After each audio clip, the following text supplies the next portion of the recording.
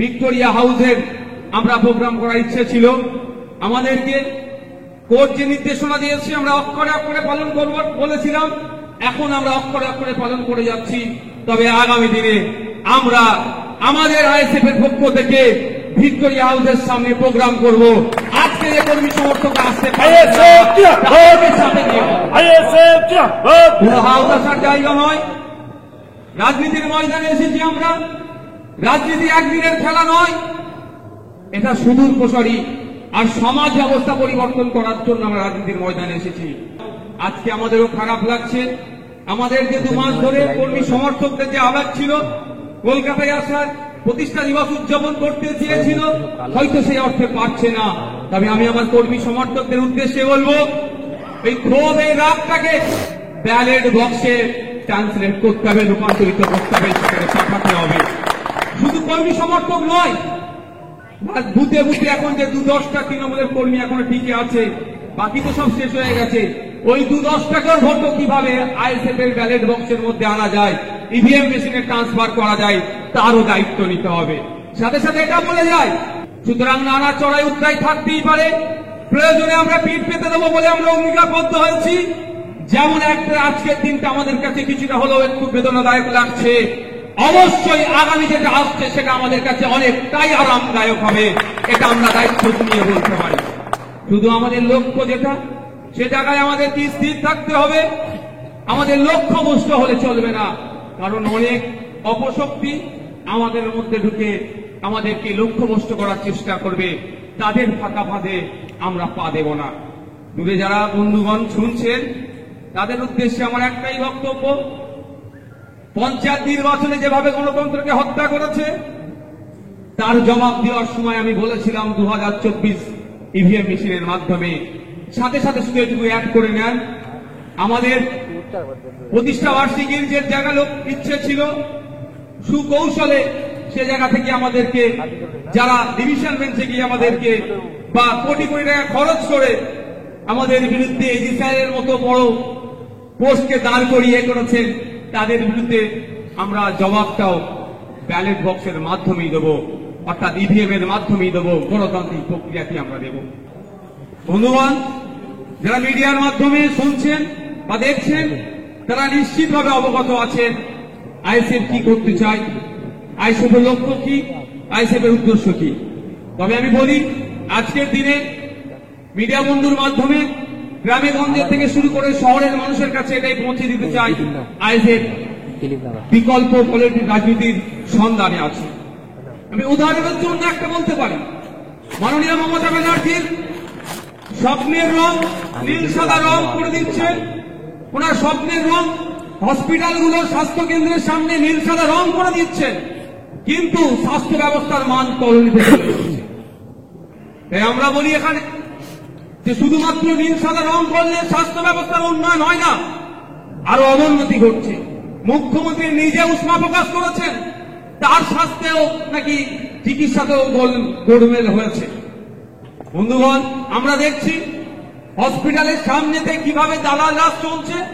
মুখ্যমন্ত্রীও বলছেন দালাল রাজ বন্ধ করতে হবে, কিন্তু বন্ধ করার জন্য নির্দিষ্ট কোন পলিসি ঠিক মতো আনতে পারছে না। হ্যাঁ, আইএসএফ বিকল্প পলিসির কথা বলছে, কিন্তু শাসক সেটাকে অ্যাকসেপ্ট করছে না। আমাদের আইএসএফ এর বক্তব্য, হসপিটালগুলোর সামনে ডিসপ্লে বোর্ড লাগিয়ে দেওয়া হোক, সেখানে আইসিইউ কত আছে, আইডিইউ কত আছে, mail word, female ward, general ward কত আছে, সেখানে ডিসপ্লে বোর্ডে লাগিয়ে দেওয়া হোক। যে আগে আসবে তার জন্য সেখানে সে ফার্স্ট কাম ফার্স্ট সার্ভ হবে, সেভাবে কোন দালাল রাজ এখানে থাকবে না। এই বিকল্পের কথা বলছি। যখন এই বিকল্পের কথা বলছি, কালি এই বিকল্পটা যদি এস্টাবলিশ হয়ে যায়, তাহলে হসপিটালে যে সমস্ত দালাল রাজের আছে, যারা দালাল রাজে দালালির টাকা হয়তো কালীঘাটে পৌঁছাবে না, দালাল রাজ বন্ধ হয়ে যাবে, কালীঘাটের হয়তো চুলো ঠিক মতো চলবে না। সেই জন্য আমাদেরকে আটকানোর চেষ্টা করা হচ্ছে। আমরা কি বিকল্পের কথা বলছি? আমরা চিৎকার করে বলছি, বা শুধু আমরা নয়, কলকাতার রাজপথে আজকে 1000 দিনের উপরে এসএলএসটি থেকে শুরু করে, গ্রুপ ডি থেকে শুরু করে, প্রাইমারি, আপার প্রাইমারি থেকে শুরু করে মাদ্রাসা নিয়োগেও যে দুর্নীতি হয়েছে, এই আওয়াজ তুলে বিভিন্ন জায়গায় বিভিন্নভাবে আন্দোলন চলছে। আর মুখ্যমন্ত্রী বা দল বলে আসছেন যে আমরা সততার প্রতীক, আমরা স্বচ্ছভাবে নিয়োগ করতে চাইছি। আমরা বলি আইএসএফ এর প্রোগ্রামকে আটকাতে হবে, আইএসএফ এর প্রোগ্রাম করতে দেওয়া যাবে না। কোটি কোটি টাকা খরচ করে কোর্টে চলে যাচ্ছে, কিন্তু যে আইনি জটিলতা আছে, কোনো ভালো কোনো লয়ারকে দিয়ে জটিলতাকে কাটিয়ে যাতে দ্রুত নিয়োগ করা যায় তার সদিচ্ছা সরকারে দেখতে পাচ্ছি না। উপরন্ত কি দেখছি, কিছু চোর, কিছু চাকরি চোর, কিছু মেধা চোর যারা তাদেরকে বাঁচাবার জন্য জনগণের ট্যাক্সের কোটি কোটি টাকা দিয়ে তাদেরকে সেফ রাখার জন্য প্রচেষ্টা চালাচ্ছে। আমরা অল্টারনেটিভ পলিটিক্সের কথা বলি, বিকল্পের সন্ধানের কথা বলি। আমরা রাজ্য সরকারকে এখান থেকে একটা প্রস্তাব দিতে চাই, আগামী দিনে যে সমস্ত পরীক্ষাগুলো নিয়ে হবে ওই মার্কশিটের একটা কার্বন কপির ব্যবস্থা করা হোক। যে ছেলে মেয়ে পরীক্ষা দেবে পরীক্ষার শেষে তার কার্বন কপির কপিটা বাড়িতে নিয়ে চলে যাবে। পরীক্ষার শেষে রেজাল্ট আউট হবে যখন অরিজিনাল যে মার্কশিট থাকবে সেটা ওয়েবসাইটের মাধ্যমে আপনার ডাউনলোড করে দেওয়া হবে। পৃথিবীর যে কোনো প্রান্তের মানুষ চাইলে কোন ছেলে ওয়েস্ট বেঙ্গল গভর্নমেন্টের এই সার্ভিসে এক্সামে ওই মার্কশিটে কত নাম্বার পেয়েছে তার দেখার সুব্যবস্থা করে দিতে হবে, তাহলেই তো চুরি বন্ধ হয়ে যাবে। শুধু তাই নয়, আমরা সরকারের কাছে প্রস্তাব রাখতে চাই, সততার প্রতীক যাকে বলে, যার অনুপ্রেরণা ছাড়া সিংহে শাবকের জন্ম হয় না, তার কাছে আমরা প্রস্তাব রাখতে চাই ভাইবা টেবিলে সমস্ত ভিডিওগ্রাফি হোক। যদি সৎ সাহস থাকে লাইভ স্ট্রিমিং করা হবে ওখান থেকে, কার ছেলেটা কি প্রশ্নের কতটা উত্তর দিতে পারছে এক্সপার্টদের, তার ভিত্তিতে তার নম্বরটা আসবে, জনমানুষে ছেড়ে দেওয়া হোক। তখন তো বোঝা যাবে কার মেধার ভিত্তিতে চাকরি হচ্ছে না মেধা চুরি হচ্ছে, সেটা আমরা বুঝতে পারবো। কিন্তু আমার মনে হয় সততার প্রতীক এ কাজটা করবে না। যদি সততার প্রতীকে কাজ করে তার দলে যারা চাকরি বিক্রি করছেন বলে তাহলে এখনো টিকে আছে, সেই ছিটে ফুটে যেগুলো আছে এখন সেইগুলো থাকবে না।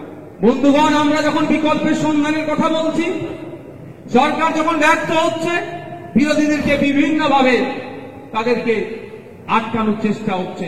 কখনো মিথ্যা কেস দিয়ে আটকানোর চেষ্টা হচ্ছে, তো কখনো গুন্ডাগার্দি করে আটকানোর চেষ্টা হচ্ছে, তো কখনো এমন কিছু তথ্যের পরিবেশন এমন কোন জায়গায় দেওয়া হচ্ছে যাতে বিরোধী শক্তিরাও কিছুটা হলেও দুর্বল হয়ে যাচ্ছে।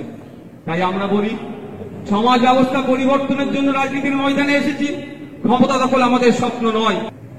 আমরা বিকল্পের কথা বলি, আমরা কিছু প্রস্তাব রাখি সরকারের কাছে, সরকারকে সেই প্রস্তাবটা গ্রহণ করে জনগণের জন্য বেটার সার্ভিস যাতে প্রোভাইড করে তার কথা বলি। এটাই সরকারের চোখ কুশল হয়ে যাচ্ছে। আমরা বলি শিক্ষার কথা, আমরা বলি স্বাস্থ্যের কথা, আমরা বলি কর্মসংস্থানের কথা।